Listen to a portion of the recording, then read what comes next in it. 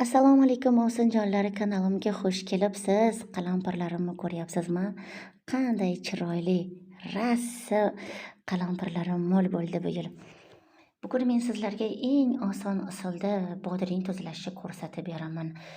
Biroz mehnati ko'proq, ammo mazali salat bo'ladi.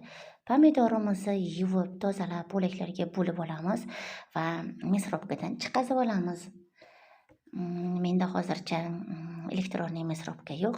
Rechnoy misrobkamdan pomidorlarimni chiroyli qilib chiqazib oldim.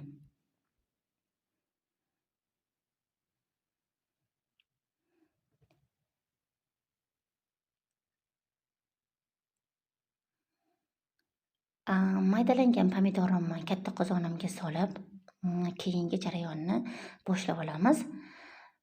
Ko'rib turganinglardek, keyingi jarayonimizda chiqarilgan pomidorimiz ustiga ukrop, kashnich, xren ko'katlarini solib oldim. Bir kosa chesnok, bir kosa yuvib olingan qalampir va bir osh qoshiq murch soldim. Qalampirni dumchalarini olmadim, chunki qalampirni dumchalarini olsanglar juda ham achchiq bo'lib ketishi mumkin. Agar dumini olmay solsanglar, kimdir xohlasa butunligicha yesa ham bo'ladi, mazasi zo'r bo'ladi. Hurmatli ovsinjonlar, pomidorimizni ko'p qaynatib yubormaymiz, chunki chesnoklari ezilib ketishligi mumkin. Bodringlarimizni qorniga pichoqlari tiqib olamiz va qorni teshilgan bodringlarni qaynab turgan pomidorimiz ustiga solamiz. Bodringlarni qorini teshib solsanglar, pomidor soklari bodringni ichiga kirib, sochni karsillagan chiroyli bo'lib chiqadi. Yaxshilab bodringlarni solib aralashtirib olib, bir qaynaguncha ustini yopib qo'yamiz. Bir qaynab chiqqandan keyin